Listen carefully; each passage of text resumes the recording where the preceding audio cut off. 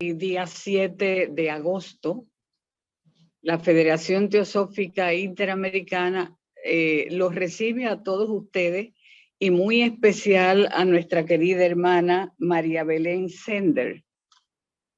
María Belén es una hermana muy querida, vamos a presentarla dentro de un ratito, después de haber escuchado y penetrado nuestra invocación, que está a cargo de la hermana Emirce Barrera. Adelante, Emirce, por favor. Gracias, Magali. Oh vida oculta que vibras en cada átomo. Oh luz oculta que brillas en cada criatura. Oh amor oculto que todo lo abarcas en la unidad. Que cada ser que se sienta uno contigo sepa que él es, por lo tanto, también uno con todo lo demás.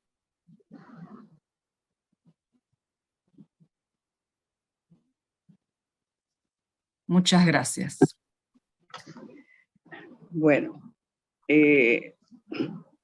muchas gracias, María Belén, por acudir a nuestra petición.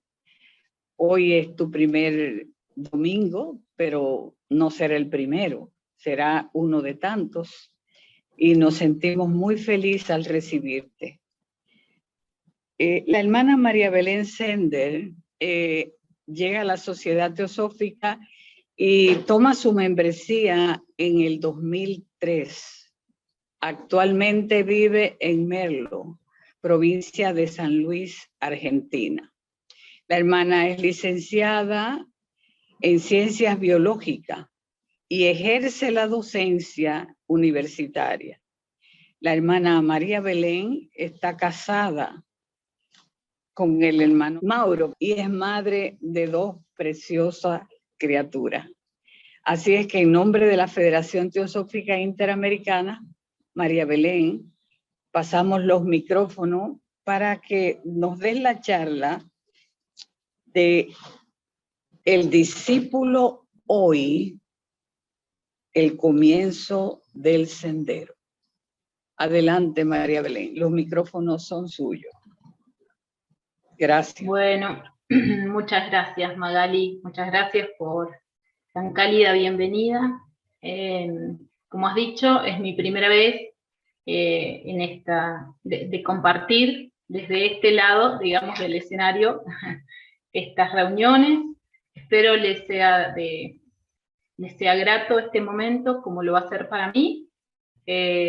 Como sabemos, siempre preparar un trabajo para compartir no es tarea fácil, uno siente mucha responsabilidad por lo que va a brindar, y ese trabajo se comienza cuando uno lo empieza a preparar, ¿no? Ahora no es cuando realmente se realiza la completitud del trabajo en este momento, pero sí es el momento en el que uno siente así como un compromiso muy grande para lo que va a brindarles, así que espero que les sea al menos de utilidad. Voy a compartir con ustedes la pantalla, a ver si me sale, si sale todo bien. Ustedes me avisan cualquier inconveniente, no tengan ningún problema en detenerme, en avisarme con la voz, porque yo no los voy a estar viendo al compartir la pantalla. Allí se ve bien el... Bien, voy a ver. Bien, en realidad, bueno, lo que les voy a compartir hoy, no sé si va a ser tanto una charla o conceptos o conocimientos adquiridos, sino más, los voy a invitar a una reflexión conjunta sobre este tema que desde hace un tiempo viene siendo algo inquietante para mí. Así que van a ver que voy a compartir con ustedes muchas preguntas que no necesariamente buscan tener una respuesta, sino a lo que los invito es que ustedes puedan hacerse esas preguntas como en este momento las estoy compartiendo desde mi propia experiencia. Los invito a que hagan como una pausa en su vida, digamos, en el movimiento de su vida en este momento, y puedan intentar reproducirse a sí mismos las preguntas que voy a intentar compartir con ustedes, esperando puedan llegar a ser motivadoras, o al menos considerarlas para algún momento, si les es de utilidad. Elegí este tema, ser discípulo soy, porque uno cuando realiza los estudios teosóficos, en general nosotros disponemos de mucha bibliografía, y siempre aparece con mucha frecuencia, y es muy común estudiar la vida de discípulos, de distintos discípulos en distintas tradiciones espirituales, habiendo tenido no relación con la sociedad teosófica, pero en distintas religiones, en distintas tradiciones espirituales. Es muy, muy común que uno lea la vida de los discípulos, aprenda de las situaciones en las que estaban inmersos, de la relación de esos discípulos con sus maestros, la vida de los maestros. Y siempre estudiándolos, ¿no?, como algo un hecho muy inspirador, en cierto aspecto, ¿no?, para nuestra propia vida también, pero como estudiándolos como una historia, ¿sí?, de alguien que ha vivido algo, y no siempre siendo partícipes de esa historia. Llegó un momento en el que a mí me empezó a resonar interiormente la pregunta de ¿qué tiene que ver? ¿Cómo puedo yo establecer una relación entre mi propia vida, la vida que vivo hoy, la situación en la que me encuentro inmersa, mi cotidianeidad, mi mundo actual, con la vida de estos seres que tanto leemos, que tanto nos inspiran, que tan noble reconocemos cuando lo estudiamos o cuando nos metemos en su vida por un momento, ¿no? Entonces esa pregunta me llevó a empezar a investigar o a observar qué relaciones puedo establecer yo entre mi propia vida, o al menos lo que quiero llevar a cabo en esta vida y la vida de estos discípulos. Y es por eso que planteo esta reflexión que voy a compartir con ustedes, que, como les dije antes, son más preguntas que otra cosa, como suele ocurrir, ¿no?, en la vida del buscador espiritual. Y como les comentaba, una de las primeras preguntas que surgen cuando empiezo a reflexionar sobre este tema y empiezo a ver mi propia vida, ¿no?, me pregunto, ¿qué significa ser un discípulo? Porque cuando uno lee la vida de otros discípulos, cada una de sus vidas fueron diferentes.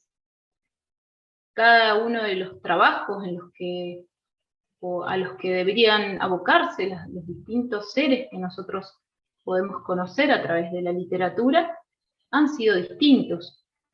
Las relaciones con sus maestros han sido diferentes, o las relaciones con la enseñanza que ellos digamos, promovían ha sido distinta.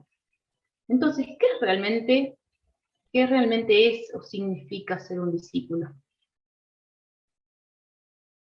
Y naturalmente me preguntaba, ¿podemos ser discípulos hoy o llevar una vida como si lo fuéramos en las circunstancias en las que nos encontremos, en el momento evolutivo de nuestro ciclo, ¿sí?, de crecimiento interno en el que nos encontremos? ¿Es posible ser discípulos? ¿Podemos considerarnos discípulos, o al menos considerar que intentamos llevar una vida como discípulos? ¿Y qué nos impediría hacerlo? si no fuera, digamos, si no fuera que estuviéramos reconociendo que pudiéramos llevar una vida como discípulos? ¿Qué nos está impidiendo hacerlo en función de todo lo que hemos nosotros venido investigando, buscando y encontrando también? Y una pregunta que la vamos a tomar un poquito más adelante, pero que tiene mucha relación con esta pregunta de decir, bueno, ¿qué nos impide hacerlo? ¿Qué nos impide tener una vida de lo que podríamos considerar un discipulado? Que ahora vamos a ver qué significa una vida de discipulado, justamente. ¿Qué nos motiva a vivir una vida espiritual? ¿Por qué quisiéramos tener una vida espiritual o transitar una vida o un sendero espiritual o llevar una vida de discipulado? ¿Por qué? Estas son preguntas muy amplias que podríamos estar hablando mucho tiempo sobre ellas. Pero lo que yo, como les decía al principio, los invito es a poner una pausa en el movimiento e intentar hacérselas a sí mismo y verse a ustedes mismos en esa pregunta. Cuando nosotros estudiamos las filosofías espirituales, las distintas tradiciones espirituales, filosóficas, religiosas, encontramos en todas ellas diferentes guías, pautas, enseñanzas, que nos invitan o nos muestran cómo poder seguir una vida espiritual. En cualquier religión que estudiemos, en cualquier filosofía espiritual, en cualquier tradición espiritual, vamos a encontrar pautas, guías, pasos, escalas que nos van a estar intentando guiar en lo que sería un trabajo interno, un trabajo espiritual. Por ejemplo, bien, ahora les comparto lo que les iba a decir.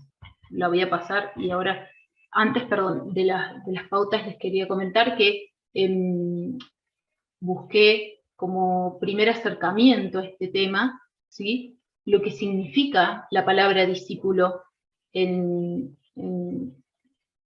su etimología, ¿sí?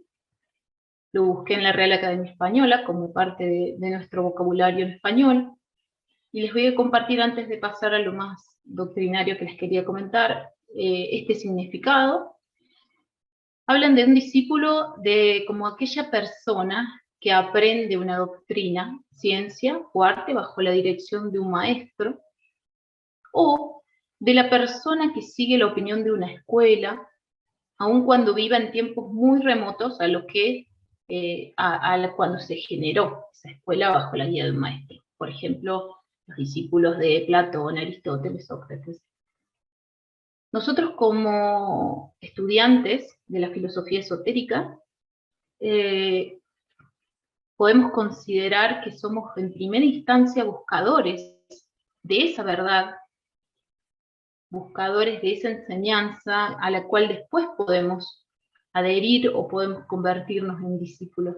Es como que en nuestro camino espiritual, que es bastante particular desde lo que nos proponen las ciencias espirituales puras, podemos decir que somos buscadores mediados por nosotros mismos, ¿sí?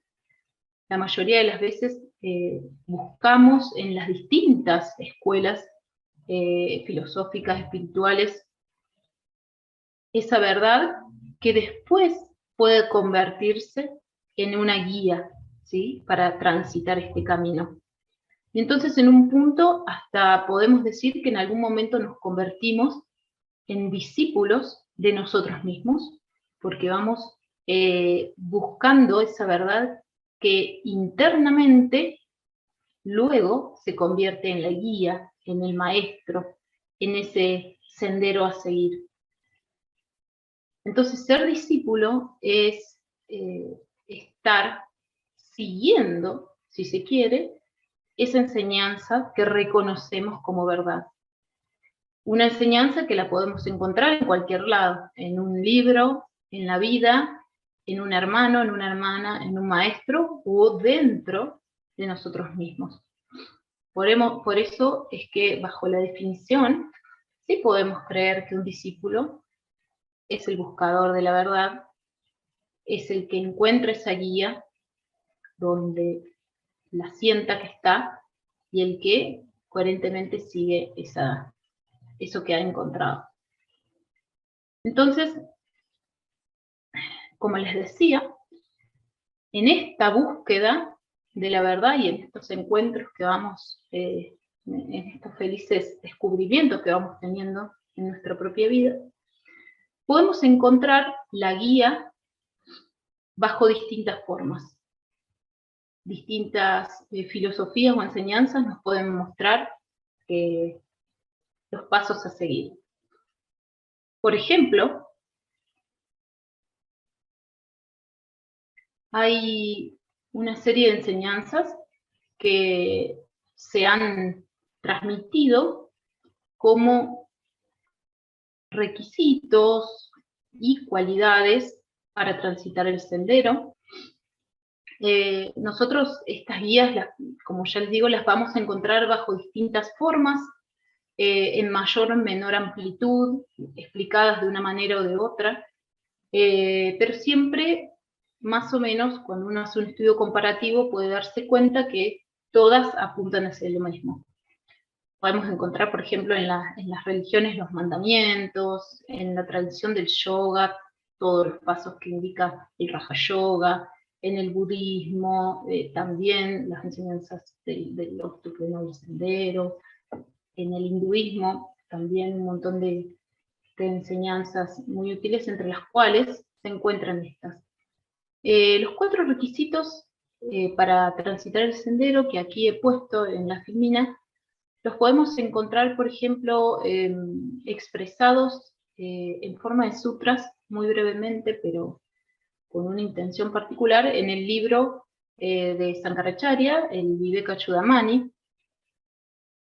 También están expresadas estos 4 requisitos en algunos libros de Annie Besant, en el Sendero del Discipulado, en el Sendero de la Iniciación. Están expresados en algunos otros libros de Clarcot, en algunos artículos de teósofos de un primer tiempo, también los desarrollan, y particularmente están expresados y muy desarrollados en el libro que todos debemos conocer o habremos visto alguna vez, que se llama Los pies del maestro, ¿sí? Que es el libro donde el maestro le brinda a Krishnamurti la enseñanza sobre estos 4 requisitos, y no solamente los expone, sino que los desarrolla.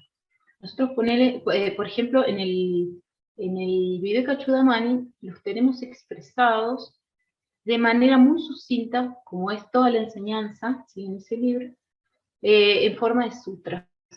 Simplemente se mencionan, se da el significado y se hace una mención a lo que uno debe hacer con él. Pero no se lo explica grandemente. Eso sucede así porque, bueno, esos tratados tienen una intención de colocarnos en una situación de reflexión, de inquirir, de investigar por nosotros mismos el significado de estos términos, de estos requisitos o de estas virtudes a desarrollar, y poder educir de esa reflexión o de ese inquirir la propia reflexión, ¿sí? El propio aprendizaje. Pero, por ejemplo, en los pies del maestro, lo cual son ambos de gran utilidad porque nos muestran de distinta manera la enseñanza, o nos invitan a hacer de distintas maneras el aprendizaje de esa enseñanza. En los pies del maestro nos encontramos con estos 4 requisitos muy desarrollados, muy explicados claramente, cómo se relacionan o cómo pueden ellos estar expresados en nuestra propia vida. Entonces resulta de mucha utilidad poder considerarlos desde ambos aspectos, ¿no? Bueno, estos 4 requisitos, quizás todos los conozcan, se enumeran, por ejemplo, comienzan con Viveka, que bueno, se traduce como discernimiento, No me voy a explayar sobre ellos porque en realidad no es el objetivo de este momento, pero sí es necesario mencionarlos para lo que sigue. Bueno, estos 4 requisitos: discernimiento, vairegia, que es, bueno, se lo traduce como ausencia de deseo o desapego de los frutos de la acción. Chatsampati, que son un conjunto de 6 cualidades que a los pies del maestro están enunciadas como buena conducta, ¿sí? Son 6 cualidades o virtudes que están bajo el ítem de buena conducta. Y luego el 4 requisito es mumukshutta, que es, se lo traduce como ardiente deseo de liberación, que a los pies del maestro está enunciado como amor, ¿sí? El 4 requisito. Si uno tiene intenciones de trabajar, ¿sí? O de observarse y empezar a hacer, digamos, un camino de autoconocimiento, son de gran utilidad estudiar estos 4 requisitos y las 6 cualidades que se han expresado como sama, que se traduce a veces como calma mental, dama, como autodominio o calma en la acción, uparati, es traducido como recogimiento interior, tolerancia, titiksha, traducido como paciencia, imperturbabilidad, alegría, srada, traducido como fe, y samadhana, traducido como aspiración única o finalidad única. Entonces, es muy interesante considerar que nosotros como buscadores tenemos a disposición muchas herramientas, mucha información, muchas pautas y guías para poder transitar, si se quiere, el camino que nos hemos propuesto. Es un buen mapa, ¿sí? Como a veces se dice que en la teosofía es un mapa, en realidad, que nosotros podemos usar, pero que lo importante es ir al sitio y conocerlo. Entonces ahí aparece otra gran pregunta u otro gran enfoque que desde mi punto de vista resulta de mucha utilidad, porque como decíamos recién, no alcanza a contener el mapa, sino que tenemos que saber qué hacer con ese mapa.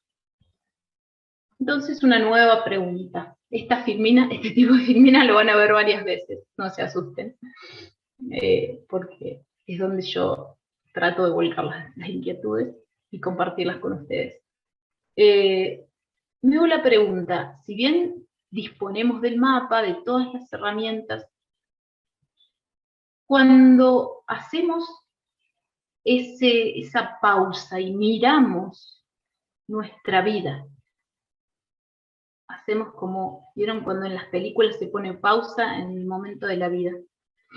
Y uno puede mirar su vida y mirarse a sí mismo en esa pausa.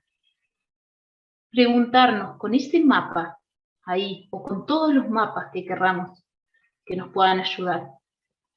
Preguntarnos qué aspectos de esa vida que o que estoy viendo, qué aspectos resultan fundamentales o son las principales cuestiones a trabajar para convertir mi vida normal, ¿sí? Una vida normal, entre comillas, la vida del mundo, la vida de todos los días, en una vida espiritual. ¿Qué de toda esa vida, de todo ese movimiento, que en este momento lo estoy pausando para analizarlo, qué de todo eso tiene que ser distinto o tengo que yo trabajar sobre ello para que mi vida pase de ser una vida normal a una vida espiritual? Normal, o al menos no espiritual como uno quisiera. Cuando nos ponemos a observar eso, o cuando yo me puse a intentar dilucidar esta cuestión, mirar mi vida, mirarme a mí misma y ver qué tiene que cambiar, qué tengo que hacer para que mi vida, volver a esa pregunta del principio, pueda ser una vida de discipulado, por ejemplo. Y observé que podríamos estar, o podría estar trabajando sobre dos cuestiones bastante importantes que son muy evidentes.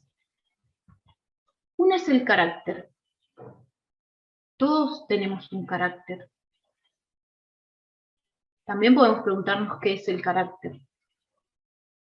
Pero si uno se fija en la vida y en la manera en la que nos manejamos permanentemente, el carácter es algo que está muy presente. Tanto sea por su imponencia o por su debilidad. Pero el carácter es una manera de ser.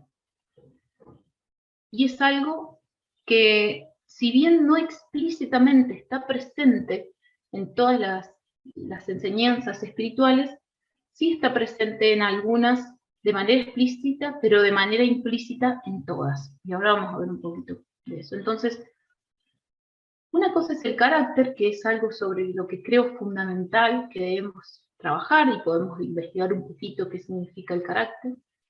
Pero también otra es el desarrollo de un estado interno, como contraparte. Y bueno, ustedes van a decir, sí, es obvio, ¿no? Sí, es obvio, pero es importante verlo. Es obvio que debemos trabajar sobre la manifestación de nosotros mismos, o de lo que en este momento nos compone como personalidad, que vendría a ser el carácter, esa serie no quiero decir características porque sería redundante, esa serie de componentes, de elementos que nos forman y se manifiestan hacia el exterior, y a su vez un estado interno que puede o no estar sustentando eso que se manifiesta hacia el exterior. Puede o no. O lo puede estar, o puede ser un estado de un tipo o de otro, sustentando eso que se manifiesta, que también puede ser de un tipo o de otro. Y cuando indagamos, vamos a tratar de desmenuzar muy sucintamente el carácter y el estado interno. Cuando indagamos un poquito sobre el carácter, vemos que este carácter puede tener dos maneras de manifestarse. Podemos tener un carácter que responda o que sea simplemente una forma de respuestas a todos los estímulos externos, ¿sí?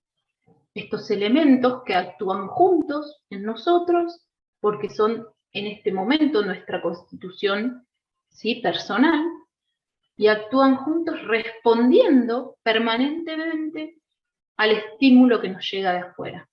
Un estímulo que nos llega a través de un sentido, un estímulo relacionado con la materia que nos rodea o la energía, digamos, una manifestación en cuanto a las relaciones que establecemos, una manifestación relacionada básicamente con nuestros skandhas, o sea, ese carácter como manifestación netamente de estas relaciones que establecemos con el entorno, ¿sí? O puede ser un medio por el cual se esté manifestando una forma de ser que es independiente, en cierto aspecto, de lo que nos rodea. Manifestando una voluntad interna, ¿sí?, una conciencia interna, un ser interno. Y aquí vemos cómo esto que veníamos hablando del carácter y ese estado interno se empiezan a relacionar. Porque si queremos que el carácter no sea simplemente la manifestación de nuestra relación con el entorno o de eso que se compone nuestra persona, que va respondiendo automáticamente a los estímulos externos, si queremos que nuestro carácter no sea solo eso, debemos, evidentemente, trabajar sobre el desarrollo de algo que pueda manifestarse a través de ese carácter. El desarrollo de un estado, una vida interna que no solo pueda manifestarse, sino que influya sobre ese carácter, que pueda ir educando eso que nos compone como persona, que pueda ir moldeando, influyendo sobre eso, para que eso que nos compone pueda ser cada vez un medio de expresión más fiel, más fidedigno de ese estado interno o de esa voluntad interna que habita en nosotros.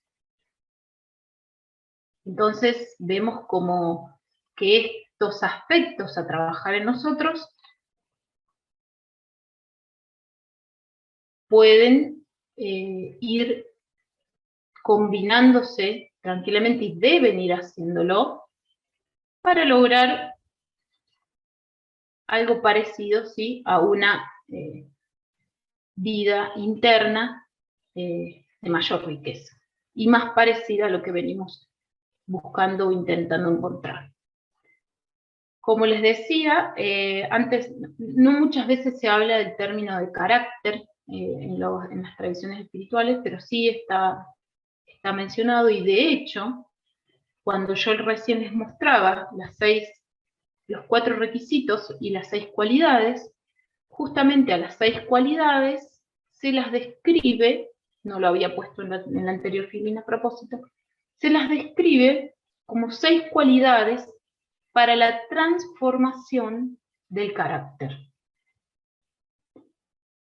Y si uno va un poquito más finito y mira cuáles son esas 6 cualidades, vamos a poder dilucidar que no solamente estamos hablando de la transformación o del desarrollo de estos aspectos que nos componen como persona, sino que también están incluyendo el desarrollo o el promover un estado interno particular. Entonces, el trabajo con estos 2 aspectos están perfectamente demostrados, ¿sí?, en las ciencias espirituales, y deben trabajar al unísono. Si uno se pone un poquito a investigar sobre estas 6 cualidades, por ejemplo, y bueno, y los requisitos también, así como toda otra enseñanza esotérica al respecto, vamos a ir encontrando que uno tiene que ir trabajando, y esto no estoy diciendo nada nuevo y todos los deben tener presente, ¿no? Con, por un lado, la educación de lo que en teosofía llamamos nuestros constituyentes o aspectos inferiores, y el desarrollo de nuestros aspectos superiores, o si no se quiere desarrollo, la vivificación, el despertar de esos aspectos superiores. Y ustedes se preguntarán un poquito, o al menos yo me lo he preguntado, ¿qué queremos decir cuando hablamos de un estado interno? Porque el carácter es bastante fácil de darse cuenta a qué hacemos referencia, ¿no? Y en general el carácter hace referencia más a lo que nos compone, más que a lo que somos. Uno cuando se autoobserva, se mira y decimos, ¿qué carácter que tengo? ¿Qué carácter es lo que se manifiesta? ¿Qué tipo de carácter se manifiesta en mí?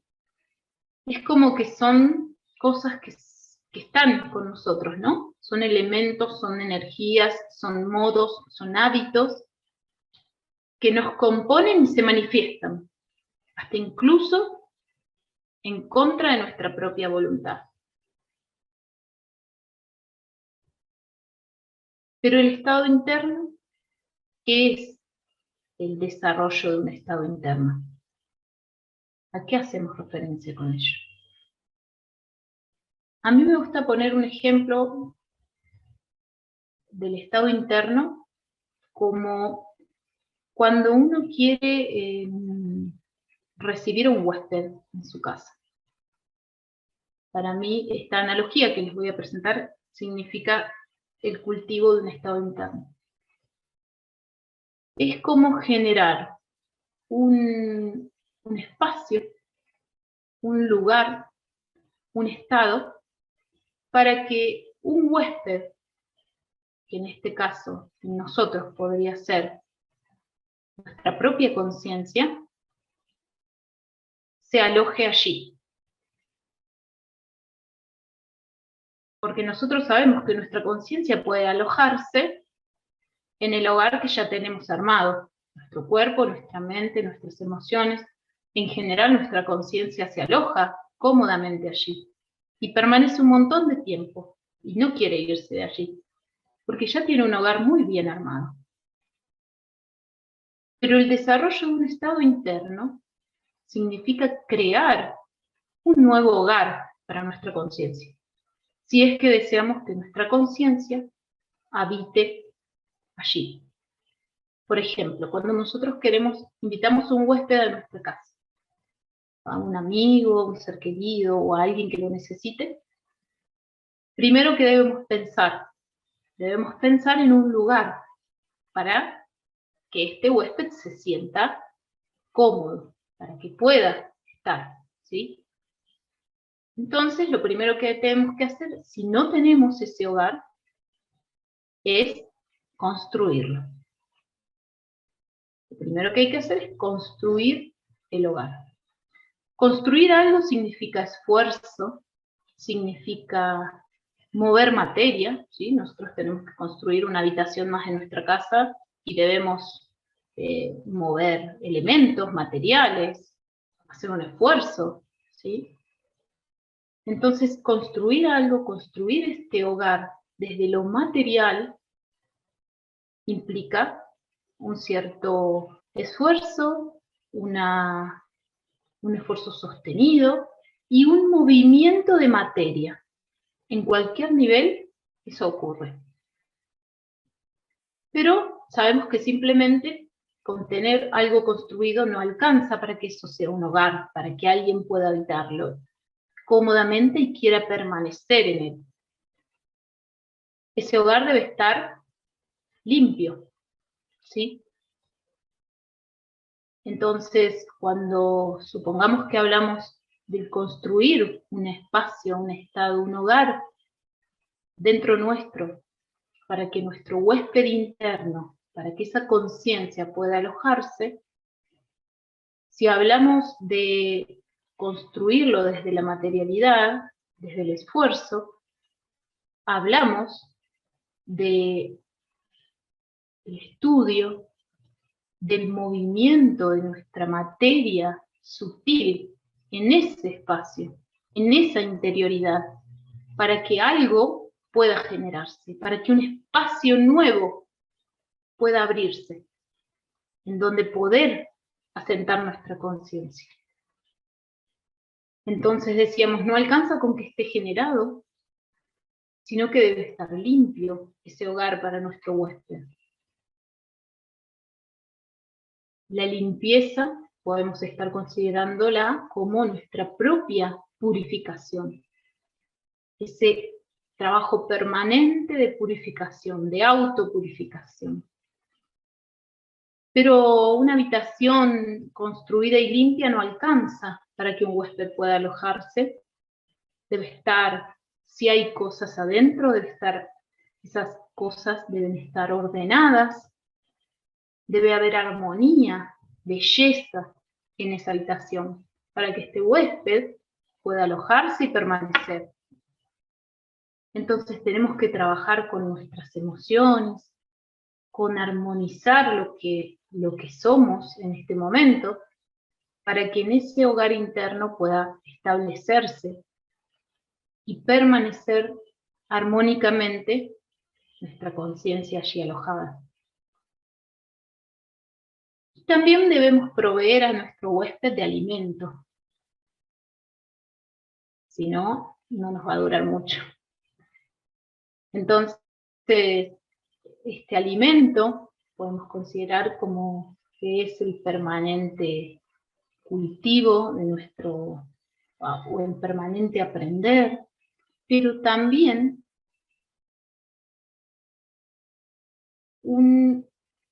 intentar establecer un estado de amor, de buenas intenciones, de altruismo, que pueda hacer que esto que estamos construyendo pueda ser ofrecido en virtud del bienestar común. Eso lo considero como un alimento, ahora lo vamos a ver un poquito más adelante, porque es lo que permite que tengamos la energía necesaria para seguir haciendo el trabajo. Pero lo dejo en pausa porque ahora lo vamos a ver. Entonces, todo eso implica generar un estado interno, generar un mundo nuevo, generar una vida nueva internamente que requiere esfuerzo, que requiere trabajo, que requiere alimento permanentemente, y que va a permitir que eso que se genera internamente pueda influir y expresarse a través de ese carácter. Pero de ese carácter que ya no es el mismo que antes, porque inevitablemente va a verse influido por esa manera por este nuevo estado de ser. Bueno, y en este caso surge una pregunta que volvemos, digamos, a poner pausa en nuestra vida, en toda esta reflexión que estamos haciendo y en el movimiento de nuestra mente, podemos poner una pausa y volver a preguntarnos como veníamos haciendo. ¿Podemos hoy hacer ese trabajo? ¿Podemos hoy emprender la construcción de un estado interno? ¿Somos hoy prueba manifiesta de que eso es posible? Porque esto tiene mucho que ver con lo que veníamos hablando, de convertirnos realmente en seguidores de nosotros mismos, en seguidores de una verdad que hemos encontrado, en discípulos verdaderamente. Entonces, ¿somos hoy una prueba manifiesta de que eso es posible hacer? Y entonces, ¿podemos decir que intentamos vivir una vida de discipulado? A veces pensamos que el discipulado es algo que está en otra esfera de nuestra existencia. Pensamos que es un estado reservado a personas que ya han trascendido este estado de vida común que nosotros tenemos, que han trascendido esta etapa de ser humano que debe vivir y trabajar y relacionarse y sostener una familia y criar hijos y acompañar a padres, a hermanos y servir a la comunidad o hacer un trabajo para obtener dinero. A veces pensamos que el discipulado está más allá de todo eso. Entonces nos queda lejos. Y tenemos esa distancia de que leemos lo que hay que hacer, pero decimos que todavía no, porque todavía estamos en este mundo que no es el mundo del discipulado. Otro es el mundo. Entonces, hasta que nos llegue ese mundo, lo vamos leyendo, lo vamos conociendo. Pero no es este, así que no me tengo que preocupar todavía. ¿O sí? Entonces, ¿es tan así? Esa es mi pregunta desde el principio. Bueno, en este momento voy a compartir con ustedes para investigar un poquito este tema. Hace muy poco salió publicado al español un libro de Geoffrey Hodgson que se titula Un llamado a las alturas, el camino, una guía para el camino de la autoiluminación. Así se llama el libro. Un llamado a las alturas, una guía en el camino de la autoiluminación. Realmente es un libro muy interesante, quizás lo han estudiado ya, está en inglés, digamos, está disponible, pero no estaba disponible al español. Es un libro muy motivador, pero muy realista también.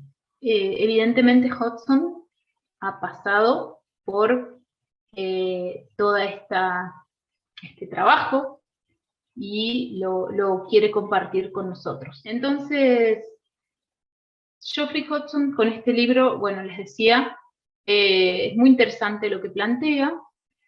Para mí ese título, Un llamado a las alturas, tiene mucho que ver con esto que venimos hablando.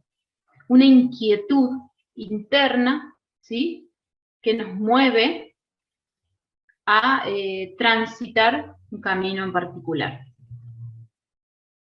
Porque cuando decimos, bueno, ¿en qué momento cambia nuestra vida o cómo podemos hacer para emprender este camino que veníamos hablando, ¿no?, de transformación del carácter, de generar un estado interno que nos permita educar o generar esa nueva vida interna que nosotros deseamos establecer o que vemos la necesidad de? ¿Cuándo empieza ese camino? ¿Cuándo nos damos cuenta que debemos emprenderlo? Bueno, para mí es de mucho valor esto que plantea Geoffrey Hodgson. Y dice, voy a compartir algunos textos que es muy interesantes, pero los invito a leer el libro porque realmente es de mucho valor.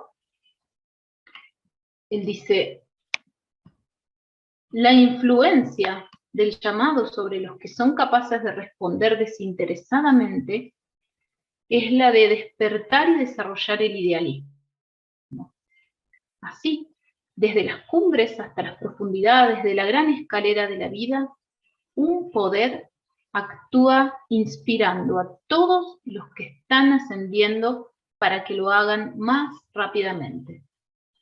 Pueden aligerar su carga liberándose del peso de las características no espirituales que hasta ahora han frenado la velocidad de su viaje.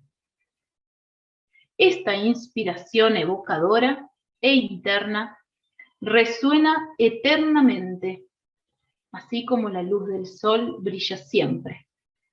Invita y exalta a los que son capaces de escucharla, haciéndoles aspirar a esa autoespiritualización que produce la extinción de todo concepto del yo o de autodistinción de cualquier otro. Evidentemente, en algún momento de nuestra vida se despierta este poder interno que actúa, dice Hodgson, inspirando a todos los que sienten que tienen que emprender este camino. Se despierta un poder, se despierta un llamado interno que nos lleva necesariamente hacia esa dirección. ¿Hemos sentido ese llamado alguna vez? ¿Estamos sintiendo el llamado? ¿Cómo se manifiesta ese llamado en nuestra vida, ¿no? Siempre con esto de remitirnos a observar qué nos pasa en este momento en nuestra vida. Porque creo que el llamado puede estar.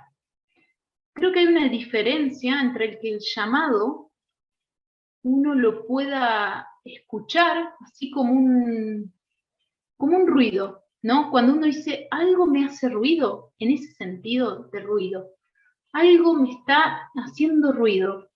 Pero una cosa es sentir un llamado como un ruido, como algo que nos suena y no sabemos bien de dónde viene, y bueno, está ahí, y uno sigue, ¿no? Uno sigue la vida viviendo, uno sigue haciendo sus cosas, pero hay algo ahí como que, no sé, nos molesta, hay un ruidito.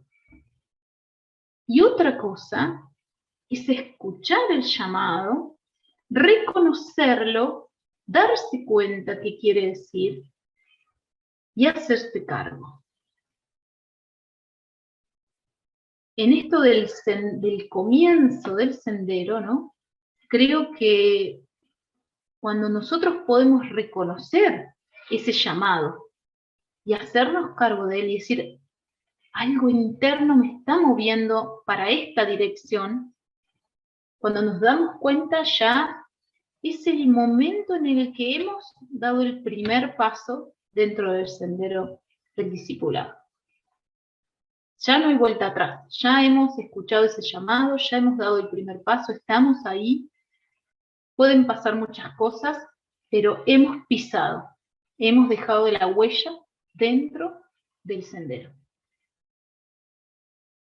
Y cuando eso ocurre, ocurre otro fenómeno muy interesante y que es muy importante tener en cuenta porque nos da confianza por un lado y por otro lado nos hace que el trabajo lo tomemos con mayor responsabilidad, que es el de darle el ok, la veña al karma para que se manifieste en esa dirección. Cuando uno dice, bien, acepto el llamado, uno en ese momento acepta también circunstancias que van a venir. Y es muy importante que estemos enterados de eso. Porque entonces uno enfoca su atención allí y sabe de lo que se trata. Geoffrey Hodgson dice, cuando una persona experimenta el llamado mental y físicamente, surge su pasado y lo enfrenta, especialmente respecto a su conducta, ya sea en la vida presente o en una anterior. La entrada en el sendero, intuitivamente seguida e intelectualmente escogida, es una decisión importante. Las vidas sucesivas estarán más íntimamente vinculadas por la repetida aceptación en cada una de ellas del ideal del sendero. A causa de esta decisión, las causas generadas en todos los niveles se cargan de acentuado significado y los efectos enriquecidos, tanto en la presente como en futuras encarnaciones. Bueno, esto creo que es muy importante tenerlo en cuenta y tenerlo presente a la hora de saber cómo tratarnos o cómo relacionarnos con nuestra vida, ¿sí? Con lo que nos pasa, con lo que se nos presenta. Dice los efectos enriquecidos. Todo lo que viene va a tener el objetivo de desarrollar en nosotros nuestras potencialidades. Todo está enriquecido, todo está enfatizado a los fines de desarrollar en nosotros las potencialidades a partir de cuando nosotros dijimos ok al llamado. Y la verdad que es muy importante tenerlo en cuenta. Y automáticamente me surge la siguiente pregunta, que es, ¿cómo ocurre esto en la vida del mundo? ¿Cómo en la vida de todos los días, qué implica en la vida del mundo eso, el llamado?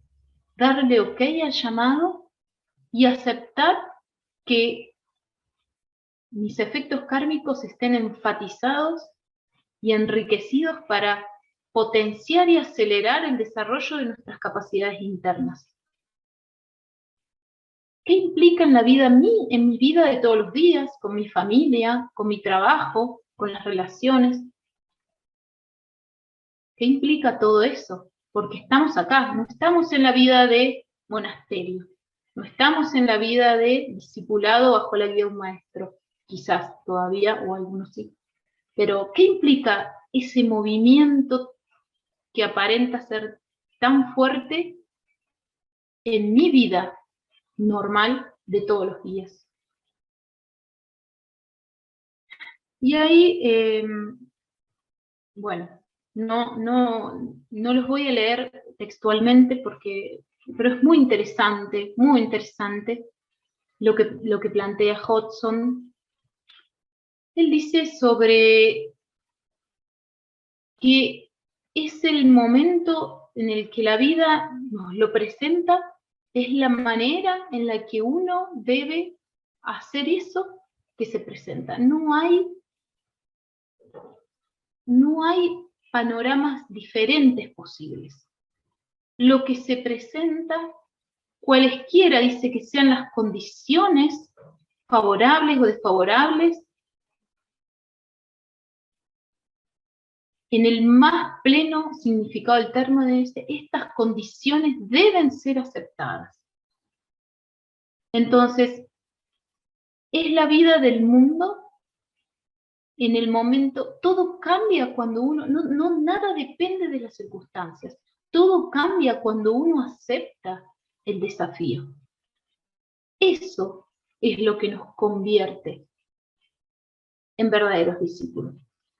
Discípulos quizás de la verdad que estemos siguiendo, del camino que hayamos elegido y de la guía que en este momento frente a nosotros esté presente. Y como decíamos antes, puede ser las situaciones de la vida, puede ser una enseñanza o puede ser un maestro también. Pero es nuestra decisión de seguir esa guía la que nos convierte en discípulos. Y no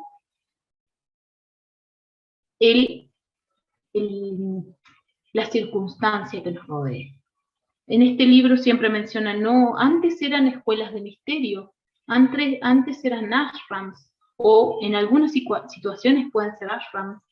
Hoy puede ser simplemente la decisión de haber aceptado el llamado en la situación en la que nos encontremos, simplemente habiendo accedido a esa inquietud interna, es lo que nos convierte en buscadores o en seguidores de una verdad.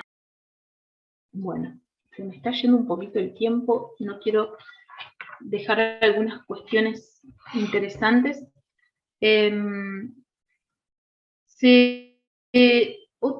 Algo que expresan, ¿sí?, que dicen que cuando uno emprende este camino, uno puede tener todos los aspectos a trabajar que hemos visto que es necesario trabajar. Pero hay como una cualidad, hay una forma de transitar el sendero que se presenta en los textos espirituales como muy importante y que nos convierte a la experiencia y al sendero mismo en un camino seguro.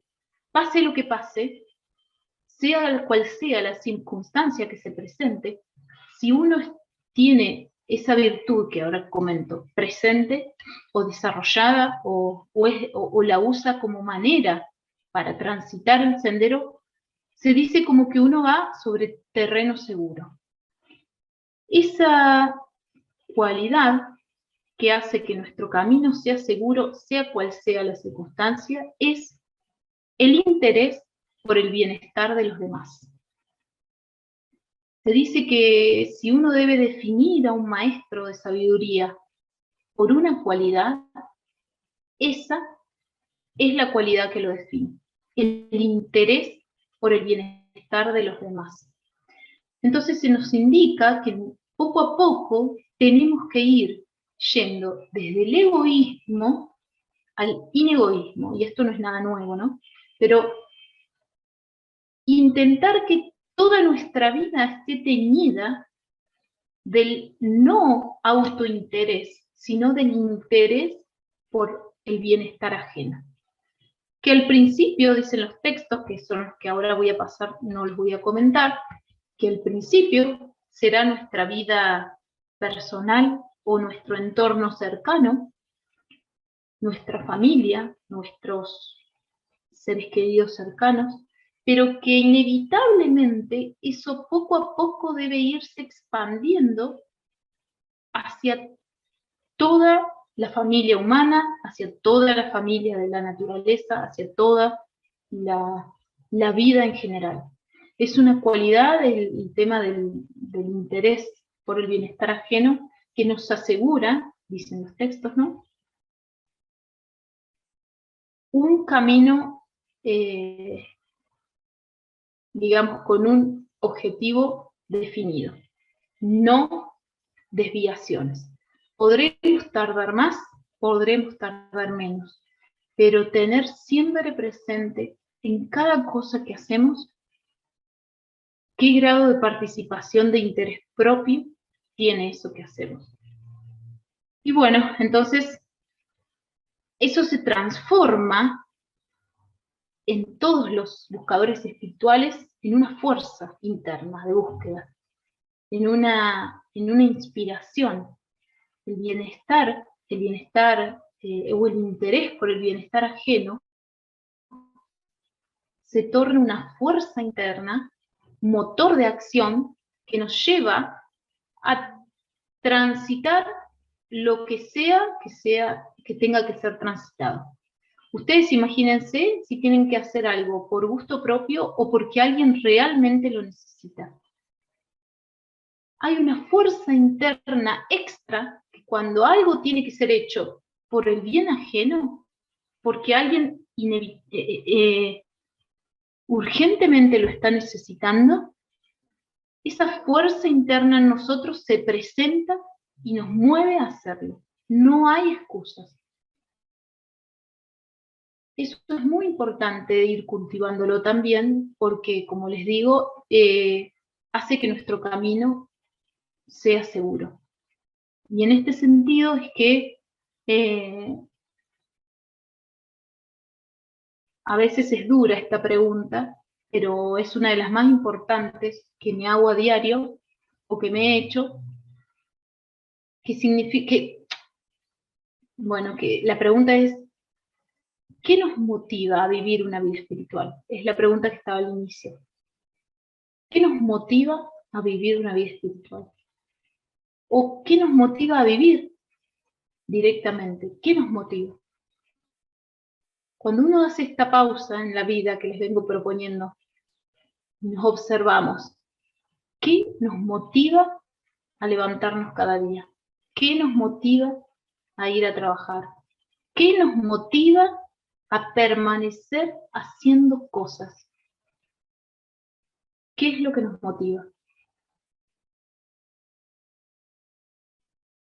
Esta es una de las preguntas más existenciales para mí en este momento de mi vida, porque realmente nos podemos dar cuenta para qué vivimos si nos hacemos esa pregunta. E incluso en cada acto que hagamos podemos ver si es una motivación egoísta o es una motivación inegoísta, y empezar a descubrir en qué estado de vida estamos. Bueno, y voy a cerrar, voy a adelantarme, yo estos después se los dejo, pero me voy a adelantar para cerrar ya, voy a pasar algunas preguntitas, y unas otras cositas que tenía, pero se hizo largo. Voy a cerrar esta reflexión con dos frases de Hodgson también, que me parecieron muy lindas, que dice, así, ya sea en una reclusión privilegiada, o en medio del cumplimiento de los deberes en el mundo externo, la vida interna, oculta y cada vez más espiritualizada, puede vivirse incluso cumpliendo las exigencias del deber y del karma de encarnaciones anteriores. No se debe permitir que el mundo, con sus responsabilidades y atracciones, llene tan completamente la mente como para que la luz interior y sus implicaciones puedan ser olvidadas. Bueno, muchas gracias. Disculpen la longitud. No, estuvo hermosísimo. Gracias, María Belén. Me encantó, porque hay preguntas tan importantes que tenemos que hacernos. Y cada día nos comprometemos más en ese deber teosófico. Pero qué bello quedó todo. Si permites algunas preguntas, estamos en tiempo de que algún hermano, si así lo desea, puede hacerlo ahora. Por favor. Bueno, pregunta, comentario. No sé si se Exacto. los voy a poder responder si se hacen preguntas, porque como verán les hice yo más preguntas a ustedes pero bueno. No, pero estuvo muy intentar acertada. comentar. Todas las preguntas estuvieron muy acertadas para todos nosotros. Porque a veces no nos damos cuenta y vivimos automático, pero no sabemos que detrás hay una motivación interna que nos provoca y es maravilloso. Gracias, hermana. Tenemos una pregunta de Emilce Ufante, por favor. Emilce, pase al salón. Sí, buenos días a todos. A lo mejor estaba Elsie antes, no quiero pasar por encima de ella. No, sé. él sí apagó su manita, pero sí la Bueno, podemos. Él sí puede hacer tu pregunta, por favor.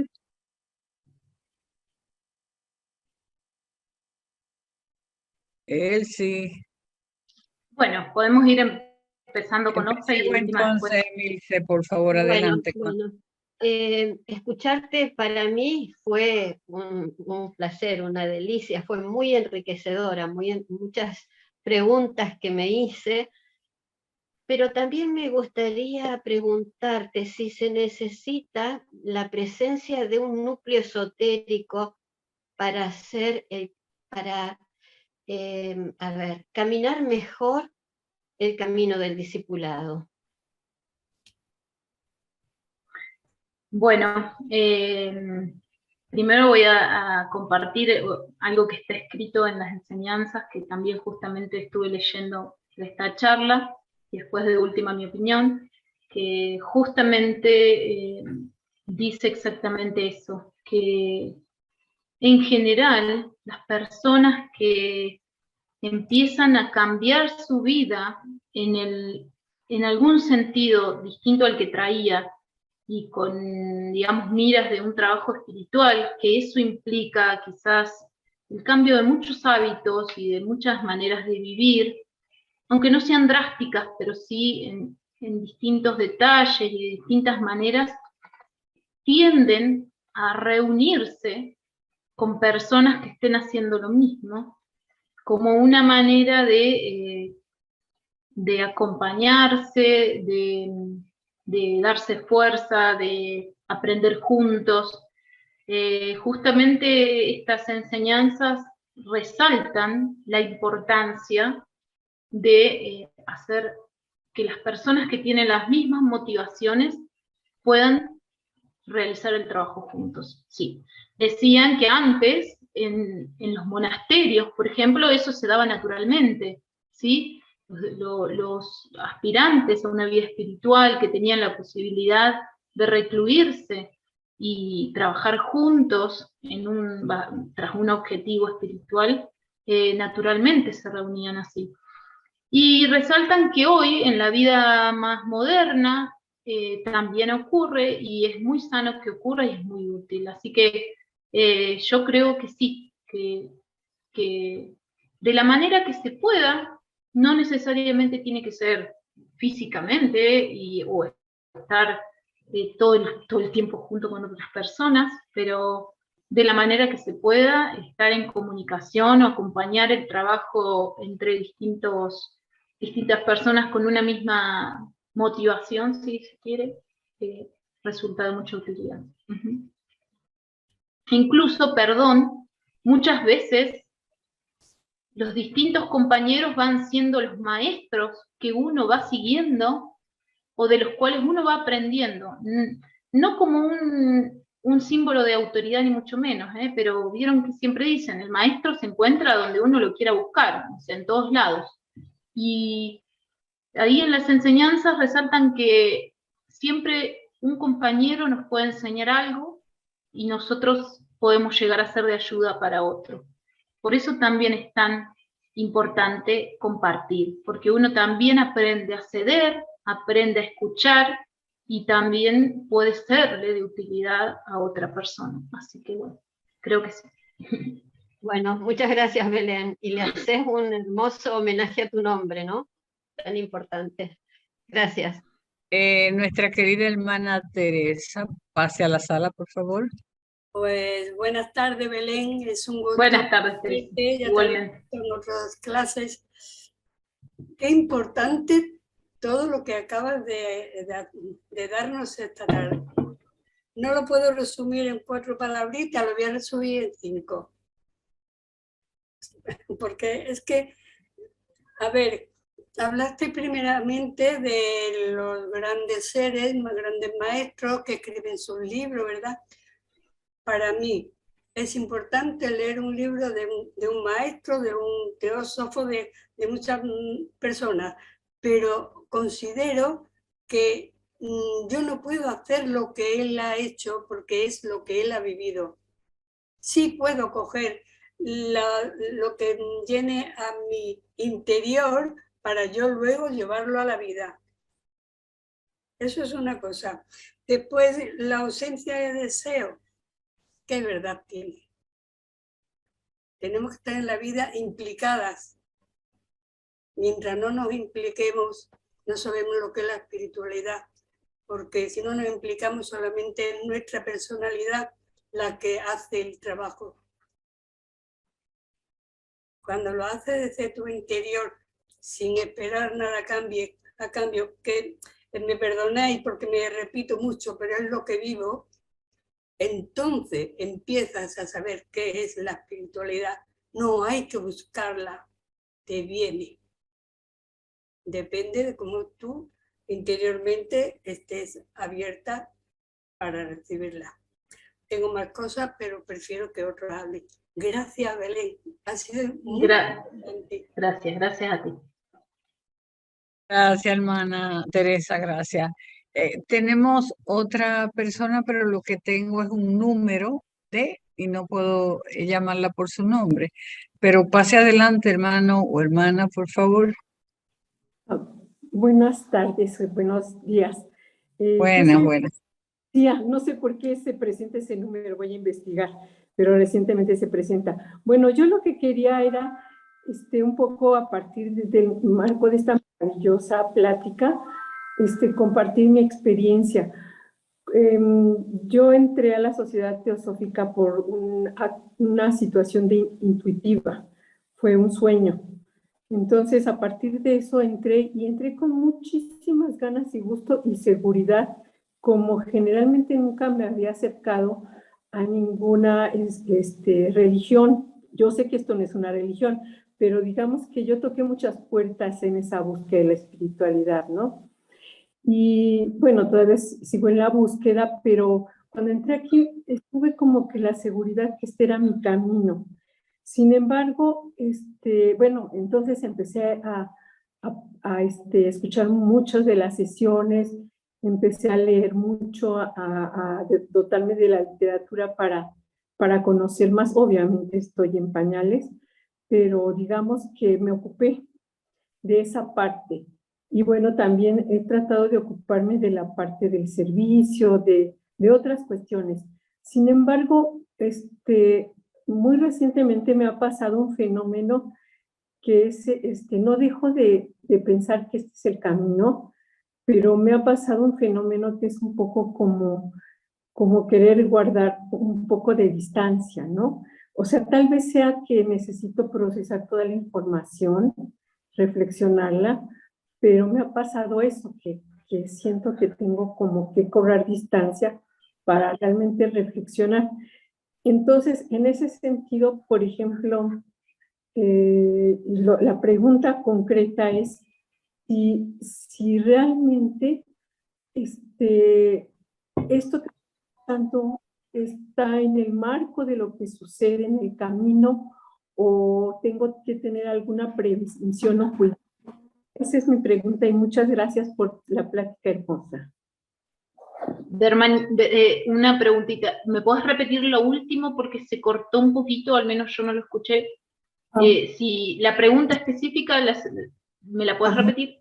Pregunta específica es si, bueno, cada uno tiene una forma de ir allegándose, digamos, en este hermoso camino, pero si lo que me está pasando a mí, de querer un poco de guardar distancia y querer más autorreflexionarme, es parte de, o yo estoy yendo por un camino equivocado. Esa es la pregunta. Gracias.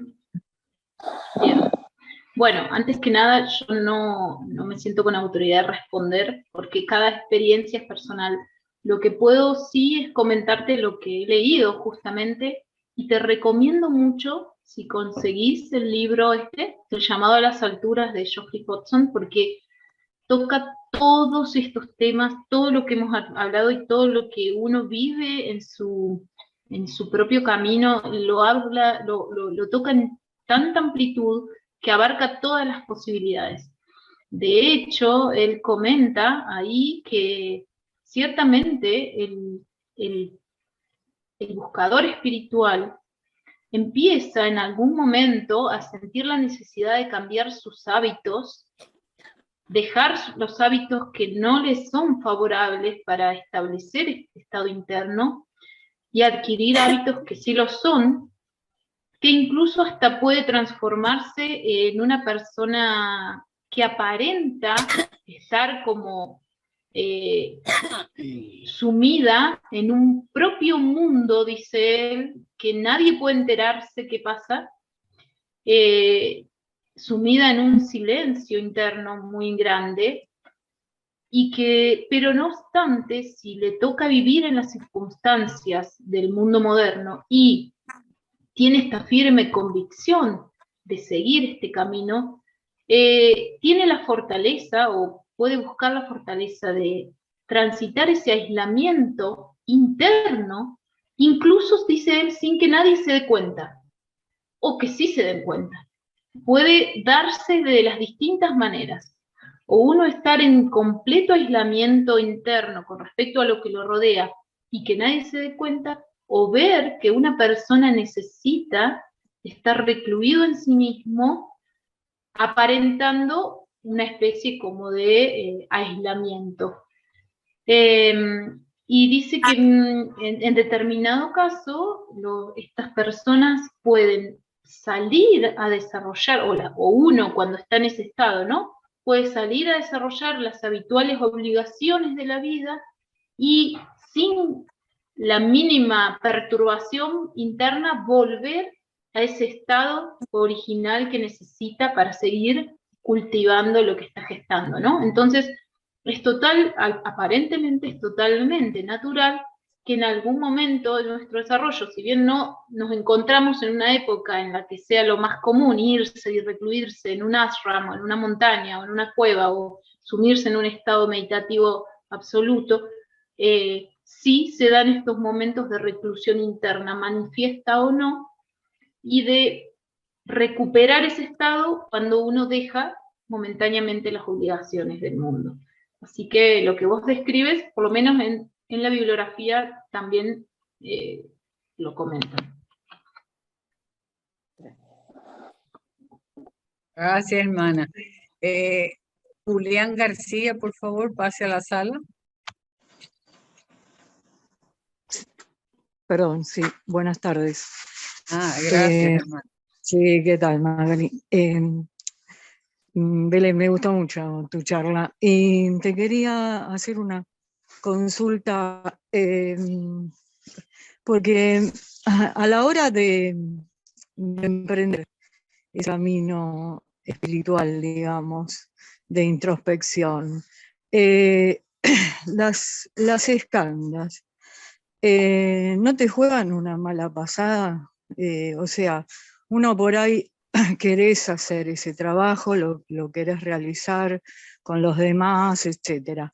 Pero no hay algo ahí que produce una perturbación, digamos, como que se traba ese camino por ese bagaje kármico, ¿no?, que traen las escandas. Yo sé que es el trabajo, obviamente, pero como que a veces que vas bien y por ahí te jugó una mala pasada. ¿Puede ser? Sí, puede ser. Yo creo que sí, pero ¿sabes cómo lo tomo? Como la parte de ordenar el cuarto, dice, como para que, viste, el huésped se sienta cómodo cuando dije lo de la analogía, o a veces dicen que, muchas veces dicen, si uno quiere que entre luz a un cuarto, no alcanza con abrir la ventana. Hay que despejar el cuarto para que la luz pueda entrar e iluminarlo completamente. Creo que estas cuestiones, como los escandas o las tendencias, los hábitos que no nos ayudan en la vida espiritual, justamente son, como vos dijiste, el trabajo, ¿no? Y es el trabajo de empezar a ordenar eso que está ahí, queriendo obstaculizar, si se quiere, o obstaculizando el verdadero trabajo que tenemos que hacer. Pero creo que si uno lo toma con responsabilidad y con conciencia, ese, en este momento, es el trabajo, no es lo que nos está obstaculizando. Si yo tengo el escanda a levantarme tarde, a la mañana, y de no poderme levantar temprano, evidentemente si lo veo como si no es un obstáculo para mi vida espiritual, entonces, bueno, no será algo que yo tenga que en este momento modificar, porque evidentemente si no me entorpece, no es eso sobre lo que tengo que poner toda mi energía. Pero si yo lo reconozco como que sí, es un entorpecimiento, es algo que me está obstaculizando seguir en el sentido que yo creo que debo seguir, entonces no hay más con qué darle. Ese es el trabajo que uno debe emprender. Yo creo que los escandas son uno de los mayores desafíos en la vida encarnada que debemos transitar, que tienen que ver con esto del carácter, ¿sí? Que tienen que ver con esto que nos compone, no que somos. No considero que seamos los escandas, pero sí nos compone, nos habita, nos constituye, y tenemos que limpiar nuestro hogar si queremos recibir a otro tipo de huésped, ¿no? Y lamentablemente es una de las cuestiones que tenemos que trabajar.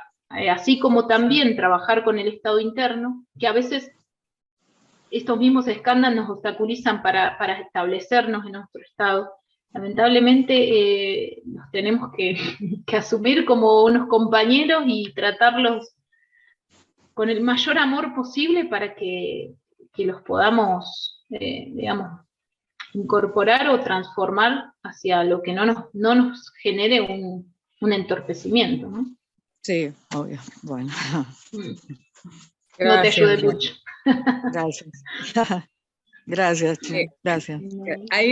Milce, antes de pasar a tu turno, quiero pedirte que Patricia Chávez escribió una pregunta en el chat y leérsela a María Belén sería muy útil.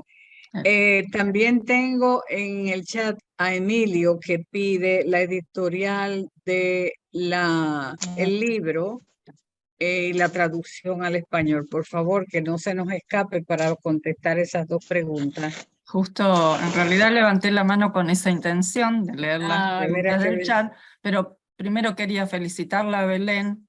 Yo sé que es una muy buena expositora y por la claridad y la profundidad de lo que has vertido. Realmente muy lindo y creo que por lo menos es material para reflexionar en profundidad. Bueno, dicho esto, paso a leer la pregunta que hace Patricia Chávez. Dice, buenas tardes a todos. Tengo una pregunta. ¿Por qué al tomar una decisión del discipulado, las pruebas que se nos dan en el camino son fuertes, muchas son pasadas, dice pesadas deben ser, y otras son, muchas son pasadas, o sea que se las puede pasar, otras son difíciles de transitar, que a veces nos desmotivan a seguir adelante? Dice, tengo otra, ¿y por qué al final se siente soledad, donde nada te llena? Bueno, ¿querés te repito la primera? No, está bien. Como dijimos en un momento, cuando nosotros aceptamos ese llamado, que podría decirse, esa inquietud interna, esa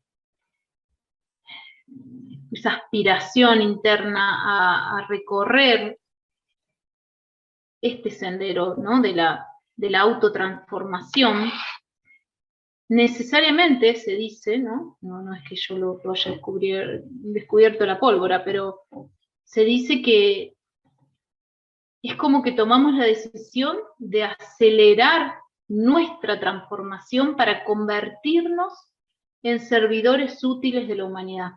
Cuando recién hablábamos del desinterés propio y el interés por el bienestar de la humanidad, parece ser que ese es el fin último del camino espiritual, porque se sabe que de este barco nos vamos todos juntos.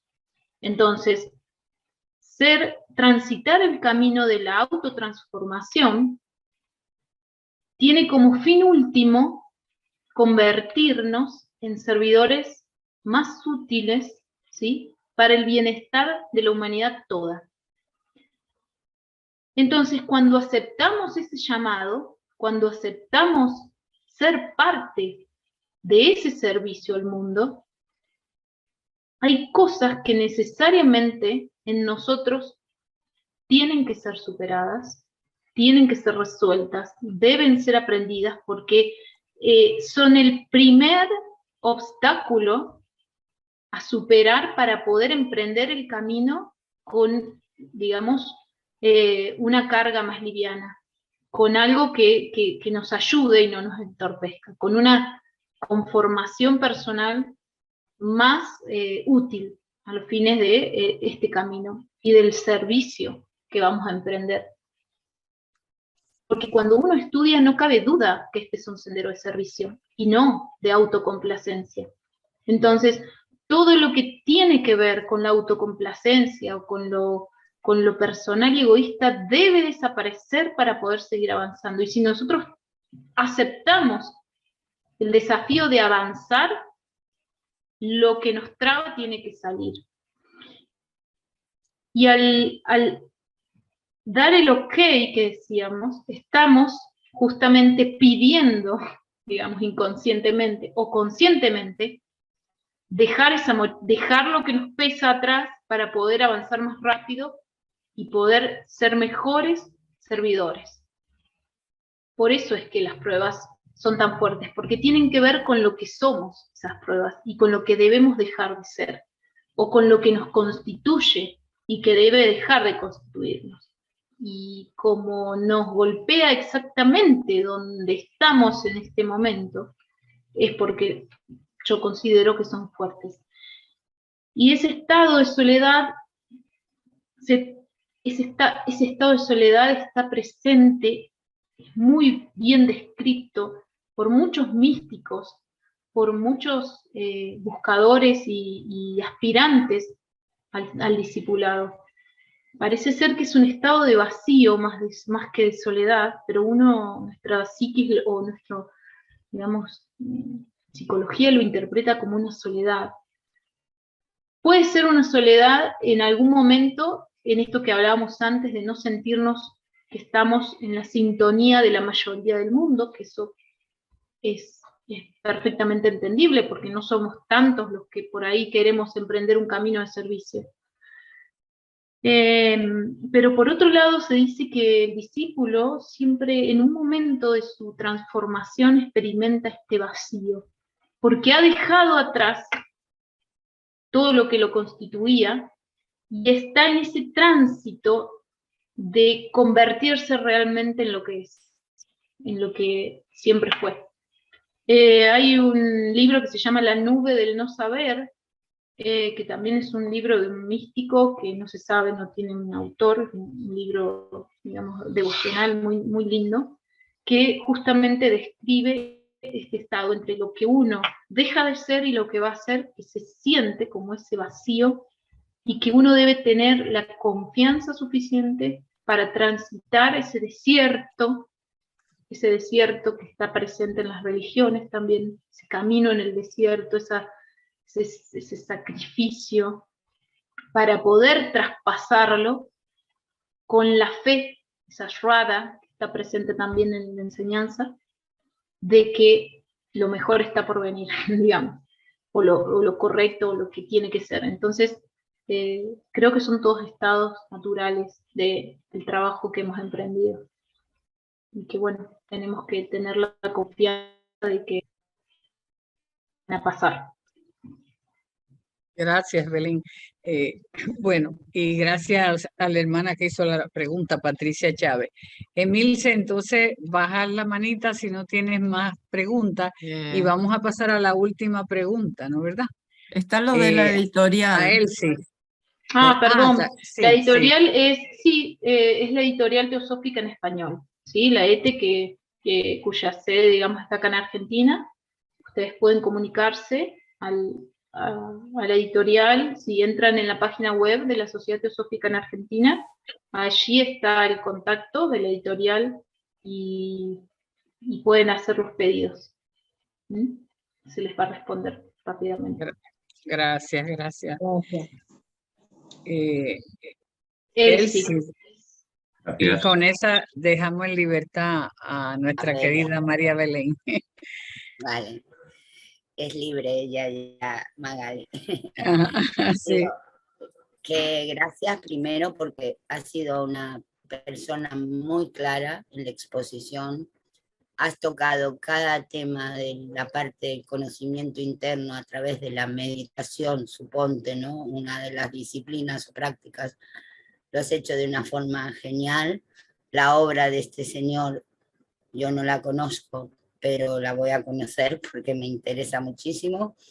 Y por otro lado, decir, eso por un lado referido a tu conferencia y a lo que has expuesto, pero por otro lado decir que la soledad, cuando uno decide un camino, el del crecimiento interior, yo nunca la he tenido como un sentimiento de pérdida, sino la he tenido a través de un sentimiento reflexivo en un espacio donde realmente vibraba con el ser superior o con la conciencia superior, que en eso es lo que estamos. Y a lo mejor sí que se mezcla un poco de psicología en lo que debía ser una actitud de elevación a través de todas las etapas que hay que transitar previas hasta llegar a la parte contemplativa.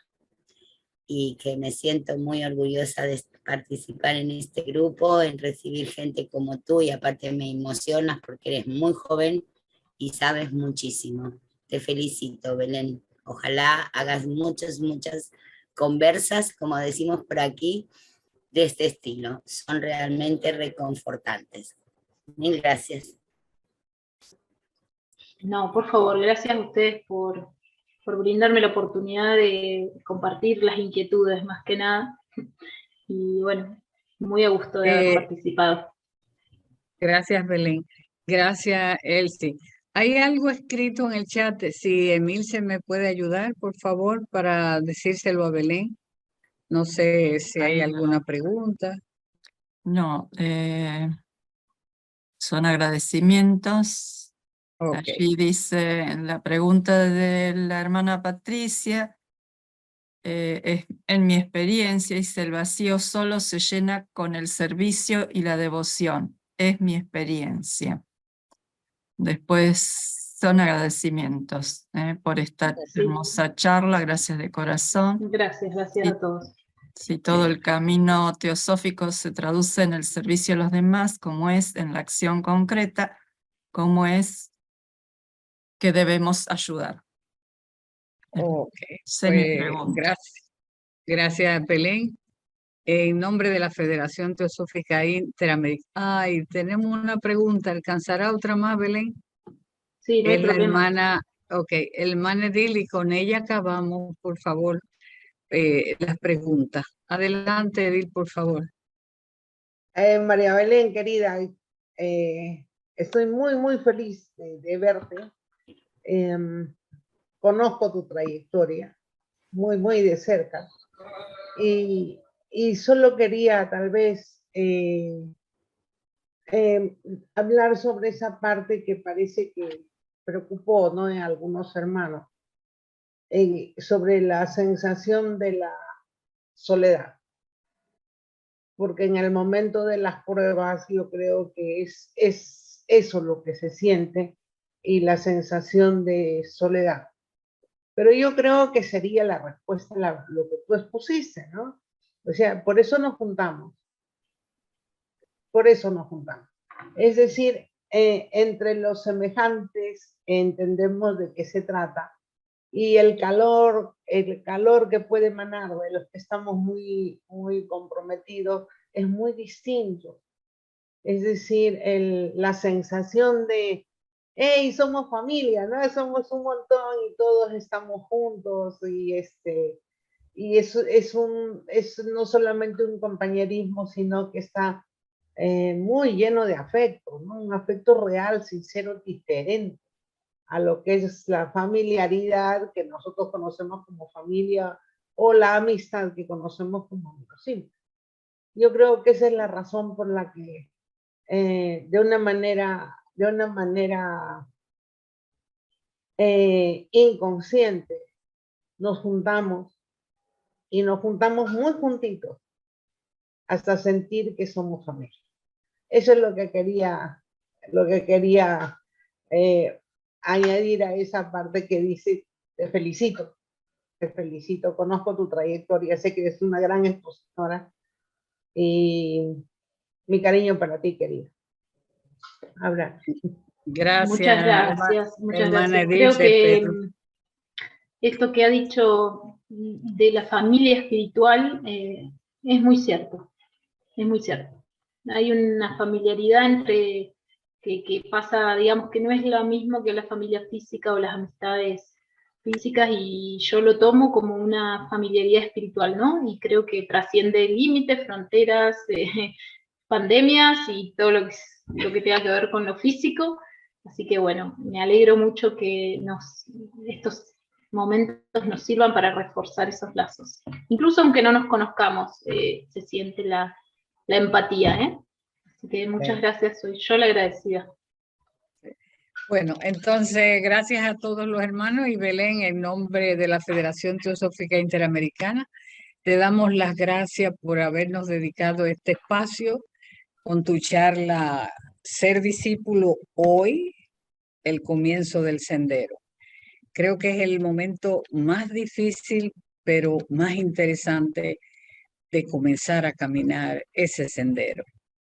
Y hoy con esta charla nos deja un nutriente para seguir el camino.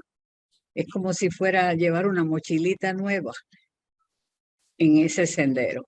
Así es que nuestra gratitud, Belén, por tu tiempo.